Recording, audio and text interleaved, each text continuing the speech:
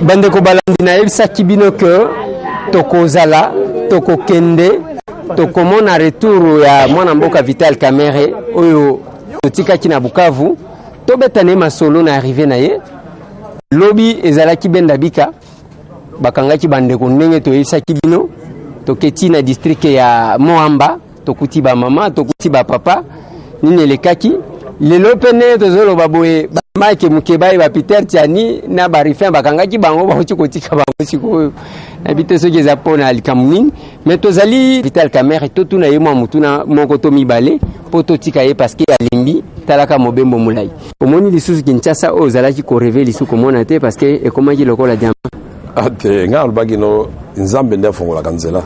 soit fongoli yango muto moko ta ko kangango pe na lobaki na peuple congolais pe na bino nyonso na ba diaspora na boba na mboka eloko liboso photo bengana na mitu na biso pe na mitema ezali kobanga biso ba congolais kobanga eleki mingi ba peuple mususu balobi non balobaka non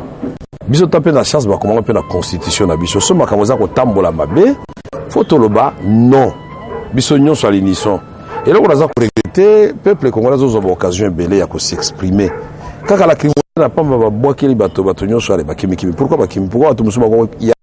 ko expliquer ba policier ngo ke benda ke eza bandeko bakutani do ndambo ya militaire baki na kati balati bateni ya ba policier ya to lobi makamana ya fo ba soda bazali ba soda na biso tango baganye bitumba biso tuto komisi bango tango bazaka na pasi biso te tolobela ka bango ba policier tolobela ka bango na basi na bango na bana na bango alors soki bango baza na situation malamu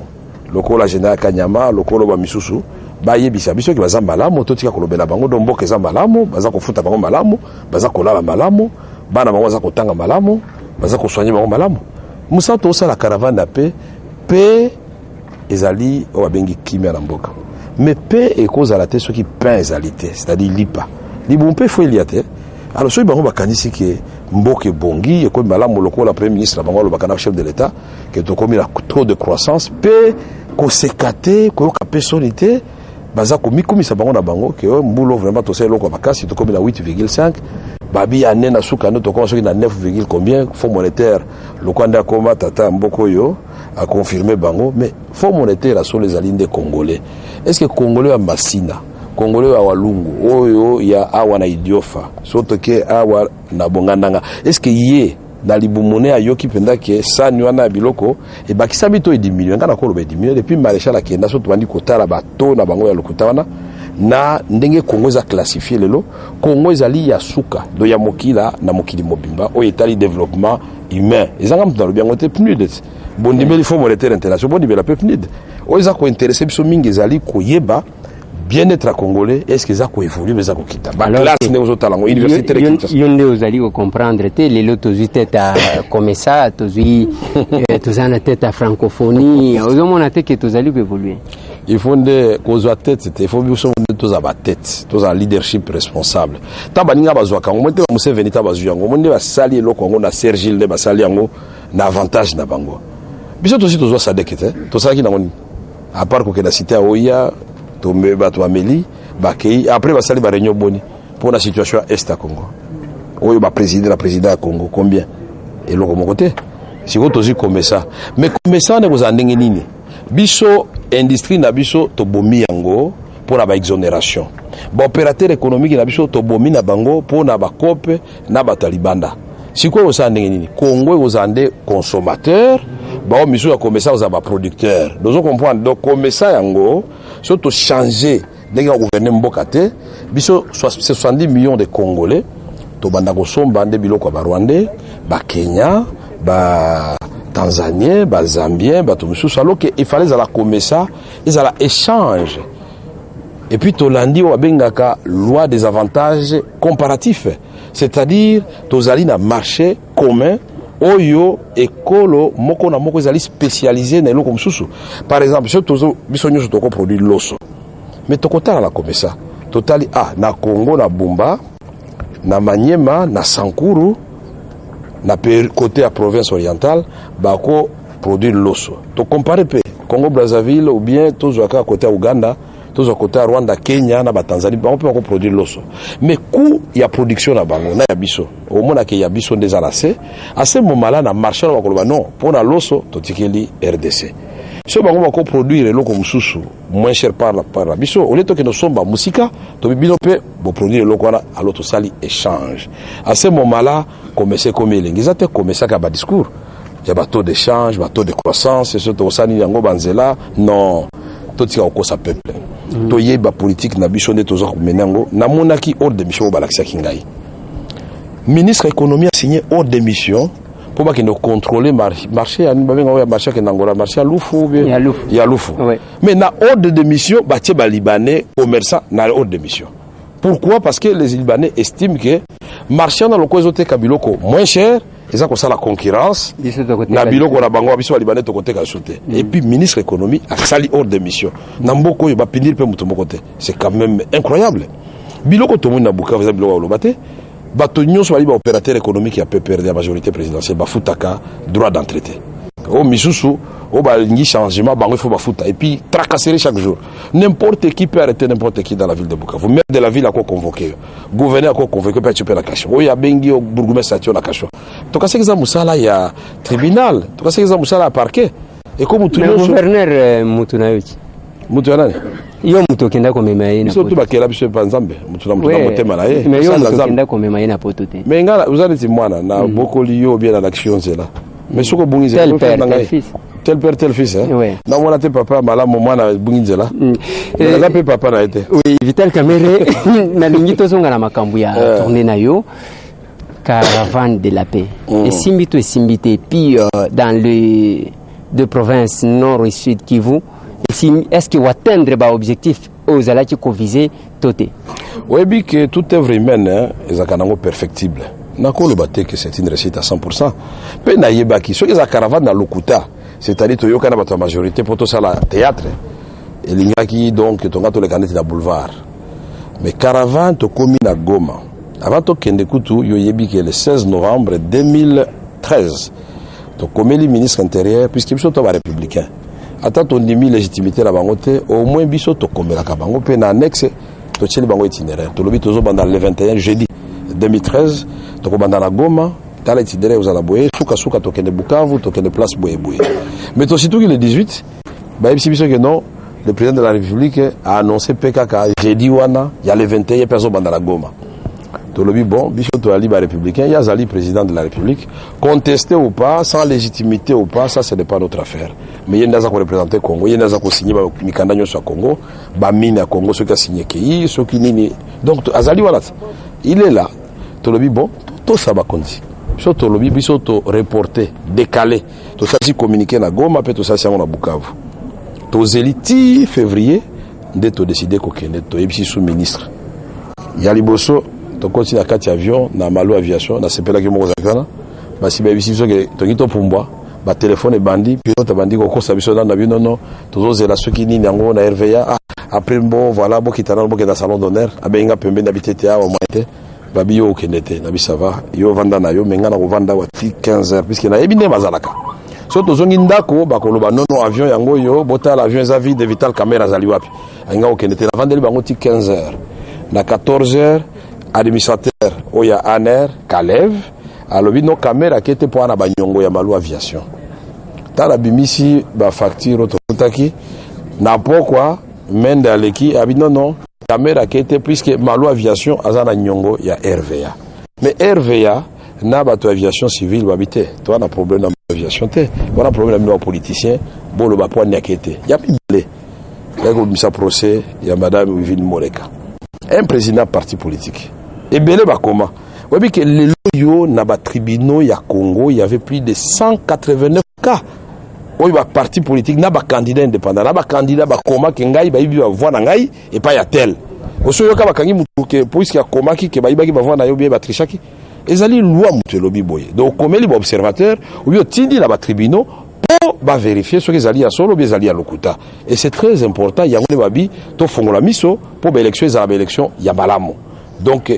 nakamwe ekomi likambo ya monde mobimba bato baleka na ba télévision ba député ba avocat ba ya ebele ti na ko c'est pour l'année avocat et moi komeli avocat nanga mukanda bité ya longo ne lokwana ba komo politiser yango na sepele pe ba juge ba boya ki pe ba instrumentaliser bango pe na yaka na kinaka Afrique du Sud un lundi na ki bil kamango komi suna mesa na zongi na bingai yo à partir de l'aéroport so yo kangai bokangai be bozana besoin ko inventer makambo lokutate yo Joseph Kabila lubakaka Vital Kamerhe je t'arrête à l'occasion de rien lubakaka ndengwana na kokota peu prison problème ezate puisque la fin na loba ezala ba tomsu bandaka na prison ba komi ba président de la République musu bandaka na président de la République ba komi na prison nzambe ya question catégorie nazo bakisati ya nzambe ne baka destin mutu na mutu yo sozo kana muninga à l'occasion de rien alors que ya sambela kapona yo asambe apona ekolo nzambe ko beto fimbo atterrissage à Kinshasa obimi lokola biso ba civil na porte biso to bimelaka toto côté ya ba VIP obimi te japonais yo mo vous avez l'aéroport tanto comme d'abord le kamisi biso il fallait to les cas na Kindu avant makambo Kindu lobi il fallait to ya lobité bosali mobilisation awa et puis biso toujours opposition républicaine kosu ki satembe ba komela secrétaire général Ewanga ise Ewanga akomela gouverneur de la ville président zozonga date tel biso yen sena balie na biso tokende ko yambaye na aéroport so tolongwe point de chute na biso na siège na biso enseignement asololi mukena militant mutula mutazongi ndako est-ce que vraiment les alisum la loi si la manifestation publique est le bien côté ba droit na constitution garantie statut à opposition ezakuna na kasité gouverneur yangani lelo pour une fois kimbuta yabanganya koti makabangote atiki batoyo balingi ko lakisa kibango nde bagangi ya film bako bomba mutunyo na mboko yo puisque nzamba pesa bango basala intérim na eko c'est-à-dire nzamba pesa office ko bango ba décider ke ngana ko bomba yo pe na lobina bango eloko na bango na batanga malamo psaume 140 verset 5 ba bango malamo puisque biloko bazo sala ba complot ya butu et le binini psaume na biboye bako sangana belé pour baluka mutu na ngai bakozwanga te puisque dans la protection ya nzambe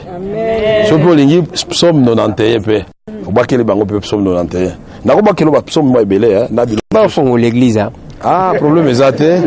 parti politique to ali na obligation ya côté ya ba militant na biso bazonga na nzela ya nzambe nzela ya civisme obike mokila biso ndiko beba bana bazobeba mingi photo la kisa bango nzela nzambe to banga nzambe puisque so kanyama bano banga nzambe akosama kamazo sala te puisque ce que tout n'est pas ministre intérieur au cas d'un permis dans le bin non c'est type là fait un peu trop hein azo sala mutatinda c'est le konazali non au comme que c'est contredire naza ko c'est juruba bimisa kiyo na ndako ngana ya o félicita kanyama lobiki yaka poliment tout ça les losko mais la vérité moi je constate ngaza ka flatteur te aya ko yebisa ngai abi voilà bwela abrutaliser ki ngai te pourquoi ngana kosa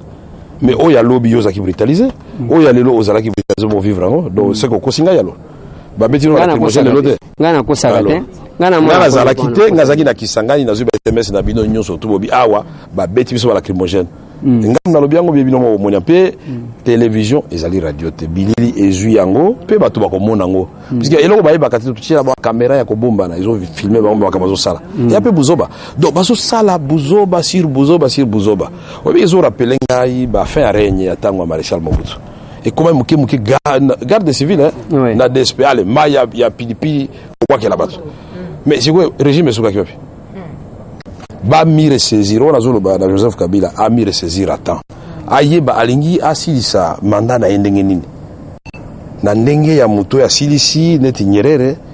azoke ne pe ko tambola kwa ba Jerry Rawlings obi alingi kaka ale forcing population lobi nete forcing no wale kolekate ba eveke basi balobiti na kasi mbula mi balo azali nango avant na lanu ye moko